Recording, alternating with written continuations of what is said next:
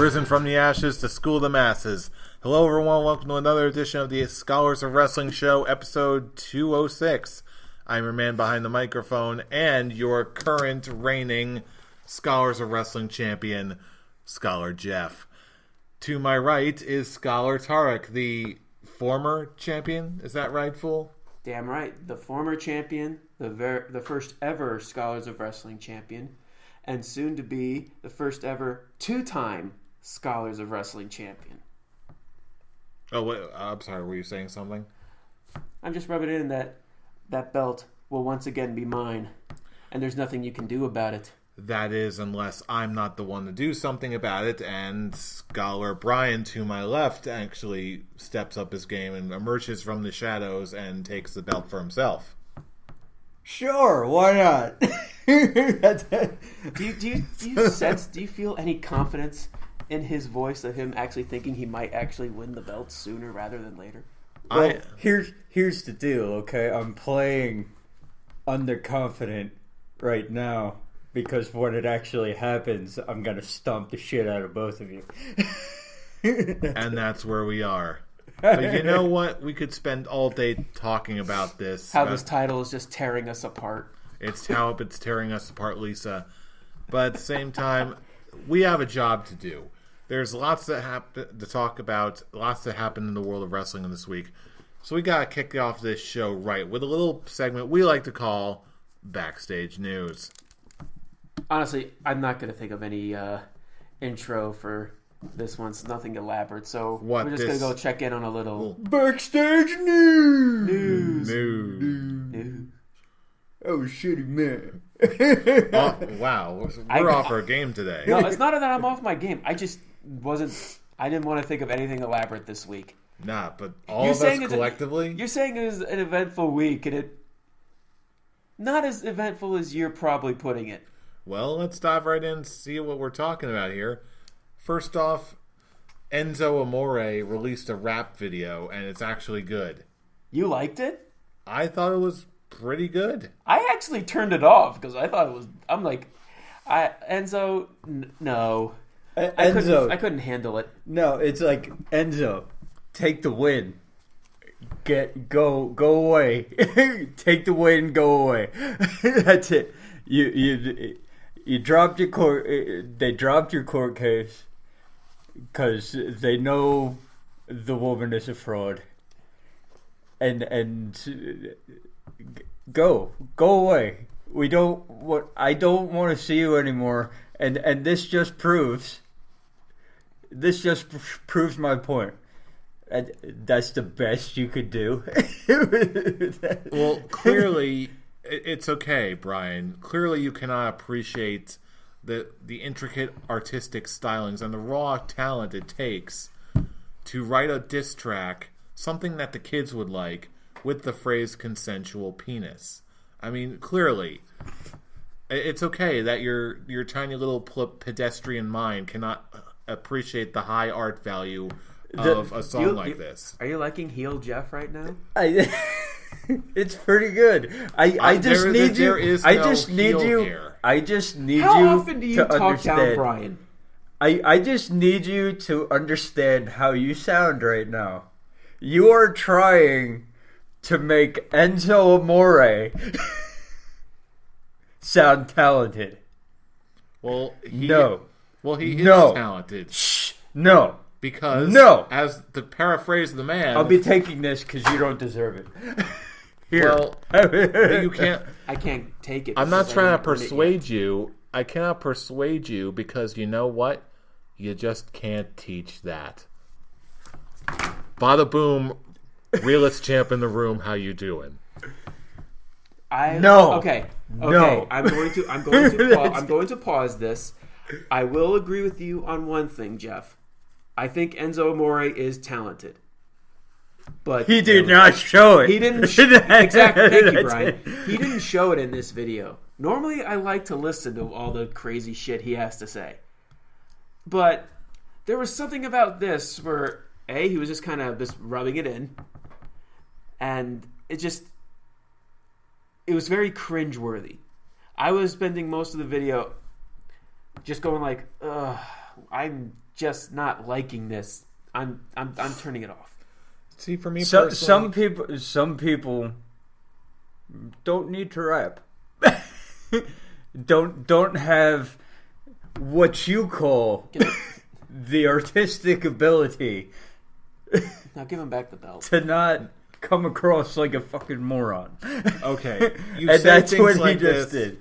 You say things like this. What's next? So you're going to tell me that Macho Man Randy Savage can't rap either? No, that's the difference. Macho Man's was actually awesome. Okay, I was actually joking there. Like, okay, I'm just going to completely troll these guys. But in all seriousness, do you really think that that Macho Man's rap album was good? No, the album. Okay, no. That's it. You had me worried there for a second. No. I don't even remember Macho Man's rap track, so that probably says a lot. Oh, I think I just ejected it from my mind. No, I needed to stop your trolling. I trolled. Be a Man Hulk is like one of the greatest rap songs of all time. Clearly, I wanted a rap just called "Bonesaw is Ready." Bonesaw's ready. Just watch somewhere on the internet. There's like a dubstep version of that, and it's just like some super hard, EDM track. And if not, get on it, internet.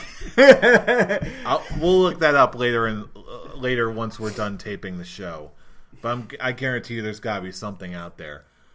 But in the meantime, Bonesaw is ready. Drop the bass. Ready. All right. Ready.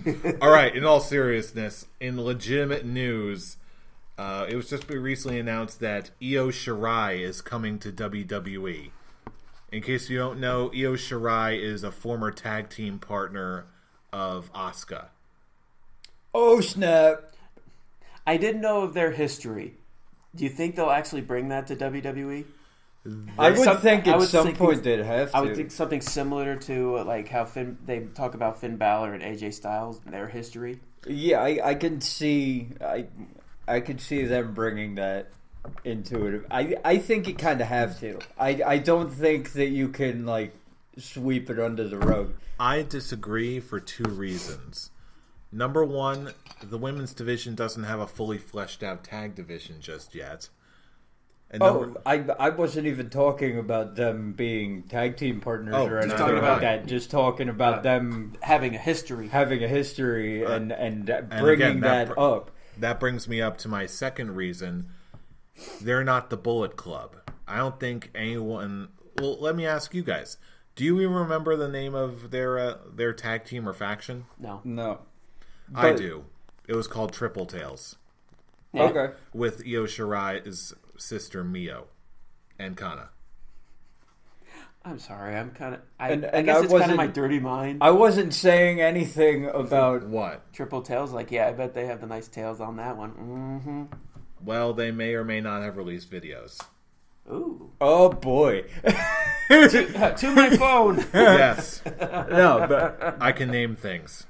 That also I've already goes, said too much. That also goes back to my Season point. should know about Okay, this. you don't need to shit. team that. You don't need to team them Shush. up. You don't need to team them up.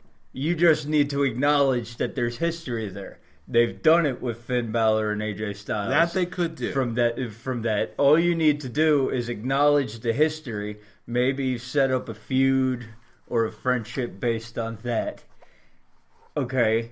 Like they did for that little time, that little one match thing with Finn Balor and AJ. Set up something like that, like later on, obviously, because she's obviously gonna be in NXT. NXT first. Yes, but but yeah, if you have that kind of history, as I said, you can't just sweep it under the rug. Okay, you don't have to do the same thing, like set up a tag team, but you should acknowledge the history there. Mm-hmm. Yeah, I'm sure they will in some capacity. It's just not going to be quite on the same level as you got with the Bullet Club guys. Mm-hmm. But either way, I've seen Io Shirai wrestle before. She is just as on par with the Asukas and the and the Kairi Sanes of the world.